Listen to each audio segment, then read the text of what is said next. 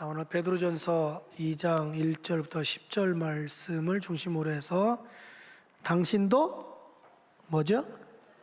제사장입니다 라는 제목 가지고 말씀을 드립니다.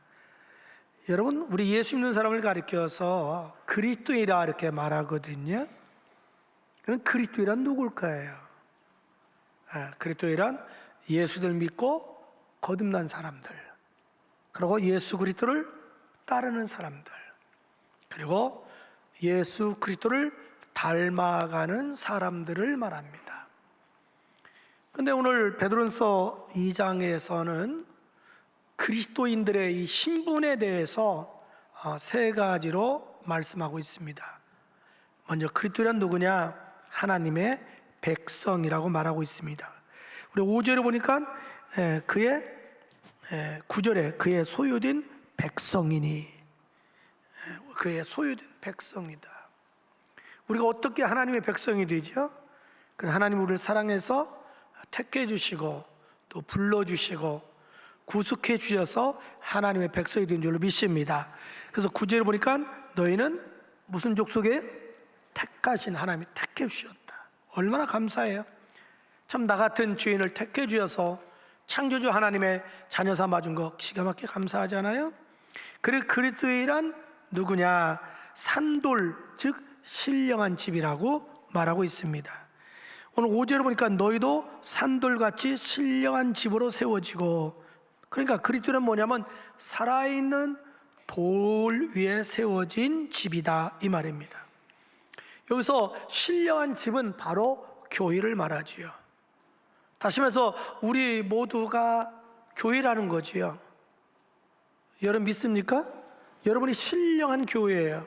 저는 신학적으로 이걸 무형교회, 드러난 것을 유형교회 이렇게 말을 합니다. 여러분, 예수 그리스도가 교회의 머리지요. 우리는 예수의 몸의 지체들입니다. 그래서 고린도서 12장 27절 화상 보고 시작. 너희는 그리스도의 몸이요 지체의 각 부분이다.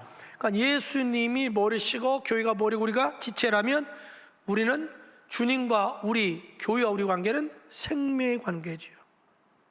여러분, 이 세상에 생명의 관계는 두 군데밖에 없습니다. 하나는 가정은 육신의 피를 나눈 생명의 관계고, 교회는 예수의 피를 나눈 생명의 관계입니다. 그렇게 여러분 교회가 소중합니다. 그래서 우리 그리스도인들은 늘 신앙이 교회 중심이 돼야 되고 교회를 세우는 신앙이 돼야 될 줄로 믿습니다. 그다음 그리스도란 누구냐? 제사장이라고 말을 합니다. 5절을 보니까 너희는 제사장이 될지니라 이렇게 말씀하고요. 9절을 보니까 너희는 택하신 족속이요 왕 같은 제사장이다 이렇게 말을 합니다. 여러분, 구약 시대에는요 아무나 제사장을 못해요. 아론과 후손들만이 대제사장과 제사장을 할 수 있어요. 그러나 신약 시대에서는 누구든지 예수 믿는 사람은, 구원받은 사람은 다 하나님의 제사장들입니다. 믿으면 아멘. 따릅시다. 나는 하나님의 제사장이다. 아멘. 그렇다면 이 제사장의 사명이 뭘까요? 첫째로 제사장의 사명은 하나님께 신령한 제사를 드리는 것입니다. 여러분, 제사장의 사명 중에 제일 중요한 게 뭐냐면 하나님께 신령한 제사를 드리는 거예요. 자, 5절 화상보다 같이 시작. 너희도 산돌같이 신령한 집으로 세워지고 예수 그리스도로 말미암아 하나님이 기쁘게 받으실 신령한 제사를 드릴 거룩한 제사장이라. 아멘. 여기 보니까 제사장의 최고의 사명은 하나님께 신령한 제사를 지내는 거예요. 그렇다면 왜 우리가 하나님께 신령한 제사를 지내야 돼요? 그건 예배의 대상인 하나님 아버지가 거룩하고 신령한 분이기 때문에 그래요. 여러분, 그 이스라엘 백성들을 하나님이 에집트에서 출애굽시켰잖아요. 그 이유가 뭘까요? 다시 말해서 하나님이 저와 여러분을 죄에서 구원해 주신 이유가 뭐냐 이 말이죠. 그것은 하나님께 제사를 드리도록 하기 위해서 그래요. 출애굽기 5장 1절 화상 보고 시작. 그 후에 모세와 아론이 이스라엘의 하나님 여호와께서 이렇게 말씀하시기를 내 백성을 보내라. 그러면 그들이 광야에서 내 앞에 절기를 지킬 것이니라 하였나이다. 여기 뭐 얘기합니다. 모세와 아론이 바로 앞에 가서 우리를 출애굽시켜 주십시오. 그 이유가 광야에서 하나님께 절기를 지키기 위해서입니다. 이 절기가 다른 말로 하면 예배거든요, 제사거든요. 그러니까 이스라엘 백성을 출애굽시키는 첫째 이유가 바로 하나님께 제사 드리도록 하기 위함이에요. 우리를 구원해 주신 첫 번째도 바로 하나님께 예배 드리기 위함이에요. 물론 궁극적으로는 이스라엘 백성 가나안 땅 들어가고, 우리는 궁극적으로 어디 가는 거예요? 저기 어디가? 하늘나라 몰라요? 하늘나라 가는 거예요.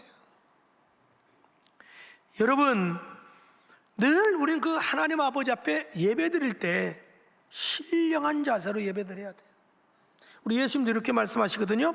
요한복음 4장 23절 24절에 아버지께 참으로 예배하는 자들은 신령과 진정으로 예배할지니, 이렇게 얘기해요. 하나님께 예배할지니 곧 이때라. 아버지께서는 자기에게 이렇게 신령과 진정으로 예배하는 자를 찾으시니라. 하나님이 영이시니 예배하는 자가 신령과 진정으로 예배할지니라. 그럼 구체적으로 어떻게 하는 것이 하나님께 우리가 신령한 예배를 드리는 걸까요? 먼저 여러분 예배 시간이 있으면요, 최소한도 20분, 늦어도 10분 전에 오셔요. 왜냐하면 우리 자신이 제물이잖아요. 제사 지낼 때는 어떻게 해요? 제물을 죽여서 깨끗하게 해서 올려놓잖아요. 그럼 내가 제물이라면 어떻게 돼요? 당연히 일찍 와서 먼저 주님 앞에 내가 마음으로, 생각으로, 육신으로 지은 죄를 회개해야 되죠. 왜? 하나님은 절대로 속한 예배는 받지 않아요. 제물을 안 받아요. 거룩한 제물만 받아요. 그래서 제물을 죽인 다음에 깨끗이 써서 올려드리듯이 우리 자신이 예수의 피를 의지해서 철저히 회개하고 그러고 예배를 드려야 내 자신이 예배가 되는 거예요. 회개 없는 예배는 상달되지 않습니다. 회개 없는 기도는 상달되지 않습니다.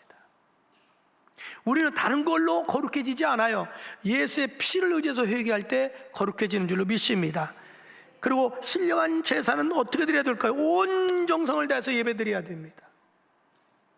여러분, 우리는 유교문화권이었잖아요. 제사 지낼 때 얼마나 정성을 들이는지 몰라요. 여러분, 제사 지낼 때는요, 며칠 전부터 제주들은요, 부정 탄다고 상가집도 안 가요. 온 정성을 다해요. 우리가 지금 하나님 아버지께 예배 드리는 거잖아요. 그렇더니 예배할 때 정성을 다해요. 가령 여러분 찬양할 때 정말 내 마음으로 신앙 고백하는 마음으로 찬양해야 돼요. 아멘? 찬양해야 돼요. 기도할 때, 대표 기도할 때도 그 나를 대표하기 때문에 그 기도에 내가 동참해야 돼요. 그래서 그 기도가 정말 나올 때마다 아멘, 아멘, 아멘이 뭐예요? 그 말에 동의합니다. 그렇게 되기를 원합니다. 아버님께 영광 돌립니다. 그래서 내가 기도에 동참해, 이게 정성이에요. 그리고 여러분이 말씀 들을 때도 그래요. 온 정성을 다해서 귀담아 집중해서 말씀 듣고 말씀이 나한테 와 닿을 때마다, 깨달아질 때마다 아멘, 아멘 해야 돼요. 전에 내가 한번 말씀드렸죠. 제가 총회장 이렇게 할 때 서울의 그 빛의 자녀 교회 김영민 목사님 교회 초청받아 갔는데 선교사로 작정하신 분들이 한 200명 이렇게 나와요. 젊은 사람들인데 대단하더라고요. 거기는 뭐 의사분도 계시고 교수님 다 계셨는데 앞에 있는 두 자매가 설교만 하면 아멘, 아멘 그래요. 근데 내가 내 입장 볼 때는 너무 지나쳐. 설교를 못 하겠어. 그래서 속으로 이 교회도 이런 주책들이 있구나. 근데 꼭 주책이 앞자리 앉는다. 그래서 이제 어쨌든 이제 예배를 마치고 나중에 제가 목사님께 여쭤봤어요. 목사님 죄송한데 그 앞에 아멘 아멘 한 분 누구예요? 그랬더니 벌써 눈치채고 좀 신경 쓰이죠? 그래. 그러더니 그 두 자매가 대전지방법원 판사래. 내가 너무 충격받았어. 여러분 놀라지도 않네. 야, 교회만 오면 그렇게 순수해지는 거예요. 근데 제가 이제 많은 교회를 요즘 돌아다니잖아요. 느끼는 게 있어요. 예배 딱 보면 벌써 아멘이 살아있는 교회 가보면요, 생동감이 넘쳐요. 교회가 부흥되고. 근데 아멘이 없는 교회 가면요, 뭔가 침체되어 있어요. 분위기가. 그리고 역시 부흥 안 돼요. 우리 교회는 아멘이 살아나야 될 줄 믿습니다. 그리고 정말 여러분 연보 드릴 때도 그냥 정성을 다해서 드리는 거예요. 그리고 신령한 제사를 지내려면 어떻게 해야 되느냐? 예배 적극적으로 여러분 참여해야 돼요. 어떤 분은 그 예배를 방관하시는 분이 있어요. 구경꾼이 있어요. 찬송 한마디도 안 하는 거야. 아멘 하나도 안 해. 그냥 앉아 있다가 그냥 가는 거야. 그래서 이분은 예배를 본 거다? 본 거하고 드린 건 달라요. 말대로 본 건 구경한 거고, 드린 것은 내 자신을 하나님께 산제물로 드리는 거예요. 에? 여러분, 우리는 예배를 보는 자가 아니라 드리는 자가 될 줄 믿습니다. 그런데 어디서 제사를 지내야 되라고 그랬어요? 신령한 집에서 제사를 지내라. 신령한 집에서. 신령한 집이 어디예요? 바로 교회에서 제사를 지내라. 가령 이스라엘 백성들이 출애굽했을 때에 저들은 성막을 텐트로 쳐놓고 거기서 제사 지냈어요. 그 다음에 이제 가나안 땅을 정복했잖아요. 그러고 나서 솔로몬이 그 예루살렘에 그 성전을 졌잖아요. 그 이후에 저들은요 성전에서만 제사를 지냈습니다. 심지어 저들이 이제 주전 586년 바벨론 제국에서 나라가 멸망했어요. 성전이 다 파괴되고요. 그래서 다 흩어졌어요, 나라마다. 그러니까 거기서는 성전이 없으니까 예배될 수 없잖아요. 거기서 저들이 소그룹 모임이 생긴 것이 동네마다 회당 제도예요. 그래서 저들이 70년 고국에 들어와서도 회당은 계속 예수님 때도 유지돼요. 근데 회당에서는 성경 가르치고 회의는 하지만 제사는 못 드렸어요. 제사는 반드시 예루살렘 성전 와서 드려야 됐어요. 그렇기 때문에 여러분, 우리는 어디에서 주로 예배 드려야 되느냐? 물론 내 개인도 예배 드리고 집에서 산들을 할 수 있어요. 근데 할 수만 있으면 성전에 나와서 예배 드려야 돼요. 디모데전서 3장 15절 화상 보고 시작. 만일 내가 지체하면 너로 하여금 하나님의 집에서 어떻게 행해야 할지를 알게 하려 함이니 이 집은 살아계신 하나님의 교회요 진리의 기둥과 터니라. 아멘. 교회가 하나님의 집이다. 할렐루야. 하나님의 집에서 하나님 만나고 하나님을 경배해야 돼요. 그리고 신령한 제사가 지내려면 반드시 축도를 통해서 하나님의 복을 받고 그 다음에 예배를 끝나고 돌아갈 줄 알아야 돼요. 여러분, 축도가 뭡니까? 축도는 하나님의 기름 부은 종이 하나님의 이름으로 하나님의 백성에게 하나님의 복을 선포하는 거예요. 그래서 우리가 민수기 6장이나 레위기 9장에 보면 모세도 축도는 못했어요. 오직 제사 지냈고 끝날 때 아론만 축도했어요. 그래서 축도를 마침에 마칠 필자, 옛날 한문 성경 보면 필자, 마칠 필자로 나와요. 마치고 내려 여호와의 불이 임하더라. 백성을 향하여 그래서 손들고 축복하라 한 거예요. 이것이 요즘 잘못된 것 같아요. 바르게 해야 돼요. 그래서 저희 교회 같은 경우는 그 아동부나 학생부 따로 예배 드릴 때 되게 이제 목사님이 계시면 다행이지만 전사님이 할 때는 예배 끝날 때 반드시 부목사님 가시라고 그랬어요. 가서 축도해줘라. 왜? 여러분, 예배 시간에 여러분이 제사 지낼 때 찬양은 하나님께 드리는 거잖아요. 기도도 드리는 거잖아요. 연보도 드리는 거잖아요. 그러면 하나님 입장에서는 말씀으로 축복을 선포하는 거예요. 그 다음에 축도로 복을 선포하는 거예요. 그 축도 전에 일어났다는 것은 예배 제사를 지내다 그냥 가버린 거예요. 이건 바람직한 신앙이 아니에요. 여러분, 주님은요 언제나 예배를 통해서 우리를 만나 주셔요. 어떻게 만나냐면, 여러분 그 예배 드릴 때 찬양하든 뭐 기도하든 말씀 들든 연보하든 깨달음이 올 때가 있어요. 어떤 때는 막 눈물이 나와요. 어떤 때는 막 마음이 아파요. 어떤 때는 마음이 시원해요. 이런 것들이 주님이 그 시간에 나를 만나주는 거거든요. 근데 많은 분들이 그걸 몰라요. 그러니까 주님 입장은 너무너무 답답한 거야. 만나줬는데도 그걸 모르고 만나 주시옵소서, 만나 주시옵소서. 아니 조금 전에 너 만나줬잖아. 너 깨달음을 줬잖아. 너 응답해 줬잖아. 말씀을 줬잖아. 너 조금 전에 눈물 흘렸잖아. 막 찔렸잖아. 오늘 나의 주님 말씀 같아. 막 기뻐했잖아. 감격했잖아. 그게 바로 내가 널 만나준 거야. 아멘. 그래서 여러분, 예배를 통해서 아버지를 만나는 여러분들을 축복합니다. 둘째로, 제사장의 사명이 뭘까요? 다른 사람을 위하여 중보 기도를 드리는 것입니다. 여러분, 구약의 이 성막은요 절대 아무나 못 들어와요. 오직 제사장만 들어올 수 있어요. 그래서 성막에 들어오면 캄캄해요. 그러면 양쪽에 7 금초대가 있고 한쪽에는 떡상이 있고 이 가운데는 향단이 있어요. 그리고 이게 지성소라면 휘장이 쳐져 있어요. 지성소는 1년에 한 번 대제사장만 들어와요. 그러면 이 제사장에 들어와가지고 그 금초대 불을 탁 켜놔요. 그리고 이 향단에다가 가운데 있어요. 향을 펴놓고 지성소 바로 앞에 여기서 백성을 위해서 중보기도 하는 거예요. 여러분, 제사장은요 하나님과 백성을 연결해주는 중보자예요. 그렇게 중요한 거예요, 중보기도가. 여러분, 믿음의 조상 아브라함을 보세요. 오늘 하나님이 그러는 거예요. 소돔과 고모라 성의 죄악이 관영해서 이제는 불로 심판하겠다는 거예요, 유황불로. 그러니까 자기 조카가 걱정되는 거예요. 그러니까 아브라함이 6번씩이나 간절하게 하나님께 우리 조카 롯을 구원해달라고 막 부르짖는 거예요. 하나님이 그 중보기도를 받으시고 롯의 가족을 구원해 줬지 않습니까? 여러분, 구약의 유명한 선지자 중에 사무엘 있죠. 그분은 선지자시고 제사장이고 그분은 사사였어요. 이분이 이제 연세가 들어가지고 은퇴하게 됐어요. 은퇴식 때 백성들이 다 모였어요. 그때 고별 설교할 때 이렇게 합니다. 내 이제 나이 많아 육신이 움직일 수 없어서 은퇴하지만 나는 내가 죽을 때까지 여러분을 위해서 기도만큼은 쉬지 아니하겠노라. 그렇게 얘기를 해요. 한번 볼까요? 사무엘상 12장 23절 화상 보고 시작. 나는 너희를 위하여 기도하기를 쉬는 죄를 여호와 앞에 결단코 범하지 아니하고. 네, 나는 여러분을 위하여 기도를 쉬는 죄, 기도하지 않는 건 죄라는 거죠. 그 정도 여러분 기도가 중요해요. 우리가 여러분 일선에서 은퇴할 수 있어요, 나이 많으면. 그러나 기도는 누구라도 할 수 있어요.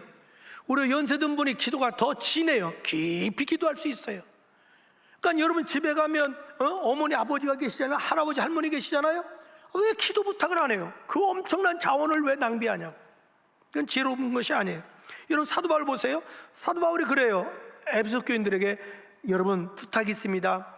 여러분 서로 중보기도 하세요. 나도 여러분을 위해서 중보기도 하겠지만 여러분도 나를 위해서 중보기도 해주세요. 이렇게 부탁을 해요.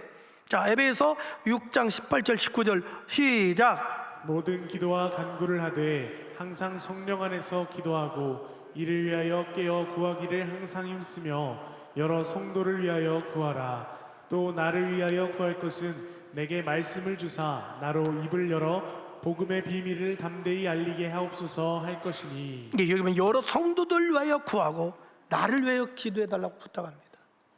지금 우리 시대에 지금 가장 필요한 것이 중보기도입니다. 지금 전 세계적으로 지금 불확실성 시대에 막 전쟁이 일어나고 있잖아요. 이스라엘도 그렇고 우크라이나도. 전쟁은 참혹한 거잖아요. 전 세계 분쟁이 종식되고 평화가 오게 해달라고 우리 기도해야 됩니다.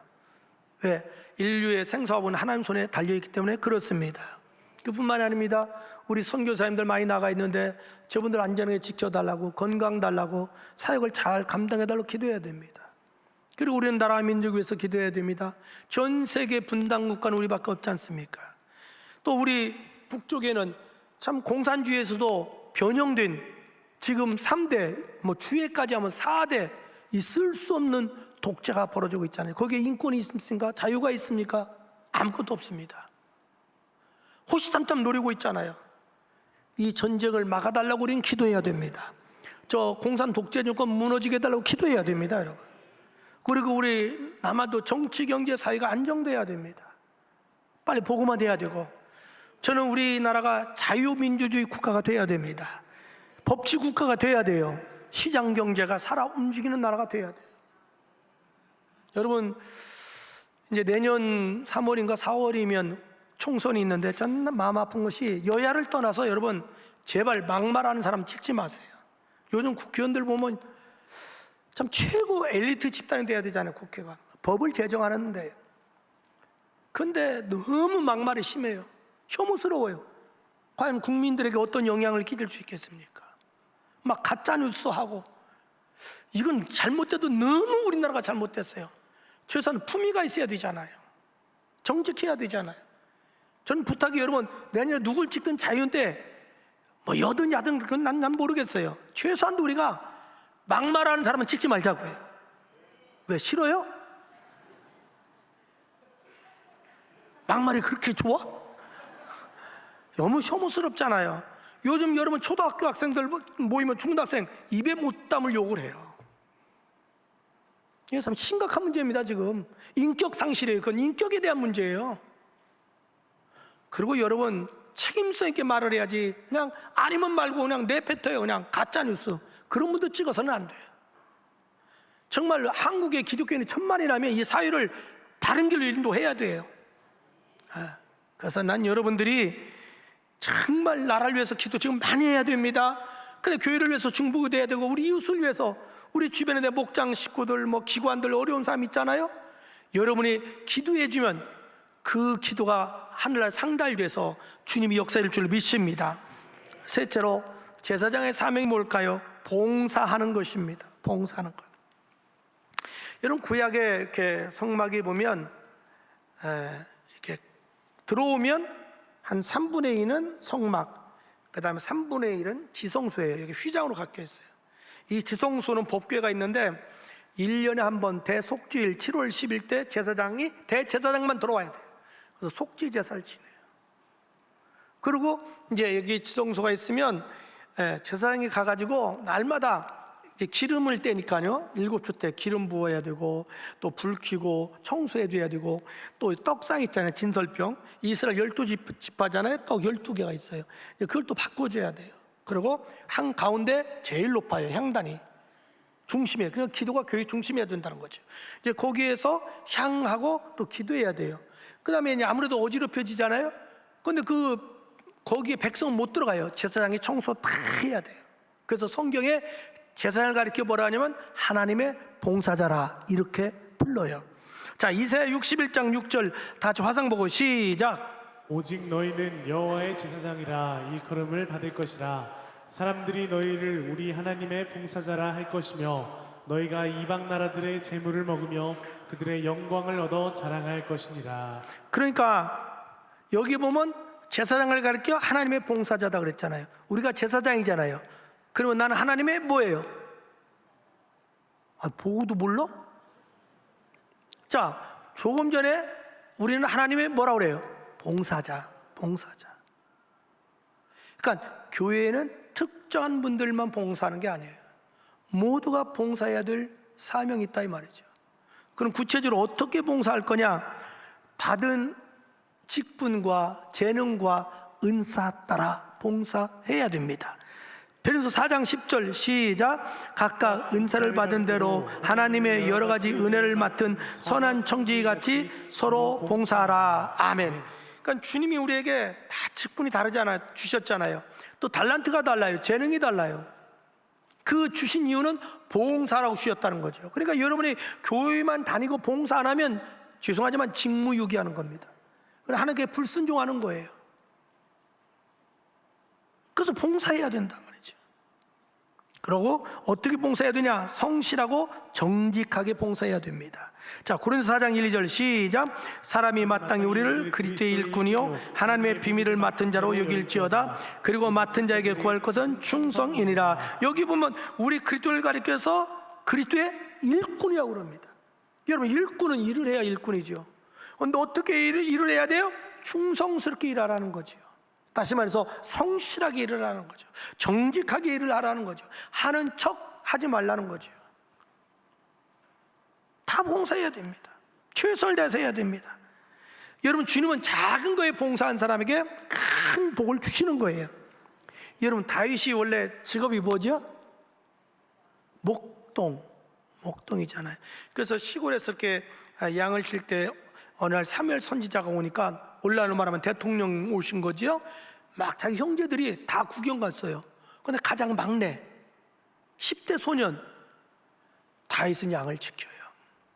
하나님은 그거 본 거예요. 그리고 그 양을 잡아먹겠다고 굶주린 사자나 아니면 곰이나 늑대나 야생동물이 나타나잖아요. 그럼 목숨 걸고 싸우는 거예요. 양 하나 지키려고. 근데 하나님은 그걸 본 거거든요. 저렇게 양새끼 하나라도 자기 목숨보다 소중히 여기는 사람이라면 이 나라를 맡겨도 되겠다. 나라를 맡기잖아요. 여러분, 사회생활 할 때도 마찬가지예요. 제발 뭘 주어지면 불평불만하지 말고 우선 최선을 다해보세요. 어떤 일을 할 때 내가 거기에 부장인 것처럼 한 달 위를 생각하세요. 내가 여기 임원이라면 어떡하겠나, 내 위에서 사장이라면 이걸 어떡하겠나. 답이 나와요. 그러면 어떻게 봉사할지 그럼 눈에 들어오는 거지요. 그래서 우리가 늘 그런 자세로 봉사해야 될 줄 믿습니다. 그리고 겸손하게 봉사해야 됩니다. 자, 고린도서 15장 10절 시작. 그러나 내가 나든 것은 하나님의 은혜로 된 것이니 내게 주신 그의 은혜가 헛되지 아니하며 내가 모든 사도보다 더 많이 수고하였으나 내가 한 것이 아니요 오직 나와 함께 하신 하나님의 은혜로라. 아멘. 바울처럼 헌신하고 충성한 분이 어디 있어요? 근데 늘 나에 닿는 건 하나님의 은혜로다. 여러분, 은혜하는 게 어디 있어요? 여기 앉아있는 게 얼마나 큰 은혜예요. 지금 병원에 가보세요. 기가 막히잖아요. 야, 밤하늘의 별을 보세요. 어떻게 저렇게 질서정연할 수 있을까? 여러분, 산책하면서 옆에 있는 풀들 보세요. 기가 막히잖아요. 어쩌면 저렇게 아름다운 조화를 이룰까? 여러분, 뇌만 조금만 다쳐도 여러분 말을 못해요. 반신불수되잖아요. 근데 두 손 두 발 가지고 다닌다? 기가 막히잖아요. 그래, 이런 은혜가 어디 있어요? 그래서 봉사할 때 늘 하나님 은혜가 감사해서 겸손한 마음으로 자원해서 봉사해야 될 줄로 믿습니다. 봉사할 때요, 자기를 나타내려고, 자기를 자랑하려고, 자기를 과시하려고 하지 마세요. 주님이 안 받아요.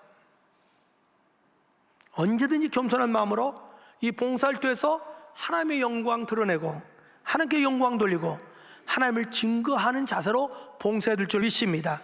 성경 그렇게 말해. 고린도서 10장 31절에 시작. 그런즉 너희가 먹든지 마시든지 무엇을 하든지 다 하나님의 영광을 위해서 하라. 뭘 하든지 누구를 위해서? 하나님의 영광을 위해서 하라. 누가복음 17장 10절 시작. 이와 같이 너희도 명령받은 것을 다 행한 후에 이르기를 우리는 무익한 종이라 우리가 해야 할 일을 한 것뿐입니다. 아멘. 어떤 우리가 명령을 받고 일했을 때에 무익한 종, 당연히 해야 할 일 했습니다. 이러면 평생 가도 시험 나가지 않아요. 삐지지 않아요. 근데 뭘 자기를 나타내기를 원하는 사람은 안 알아주면 삐진다. 그 다음 더 가시 노릇한다. 막 불평하고 원망해요. 나를 몰라준다고. 꼭 이런 분들 때문에 문제가 생기는 거예요. 그저 무익한 종, 당연히 해야 할 일을 했을 뿐입니다. 가령 오늘 여러분들이 뭐 어떤 일 수고해서 담임 목사님이 여러분 수고했습니다. 그러면 그렇지, 했지. 이제 인물을 알아보는구만 우리 목사님이. 이거 교만이에요. 그때 당연히 해야 할 일을 했을 뿐입니다. 한번 해봐. 여러분 수고 많았습니다. 당연히 해야 할 일 했습니다. 이렇게 네가 들었어. 당연히 해야 할 일 했습니다. 이래야지. 그러면 본인도 유익하고 전체에도 유익하고 하나님도 영광 받을 줄 믿습니다. 어떻게 봉사해야 될까요? 교회 모든 행사에 적극적으로 참여해야 됩니다. 여러분, 조금 전에 말씀드린 우리는 교회 예수의 몸의 지체들입니다. 그렇기 때문에 모두가 참여해야 됩니다. 가령 오늘 기관 총회한다고 하더라고요. 그러면 기관에 참여하세요. 기관에 참여하세요. 나 바빠서 간다고. 아니요, 병원에 입원하면 하나도 안 바빠요. 장례식 내가 우리 집 당하면 하나도 안 바빠.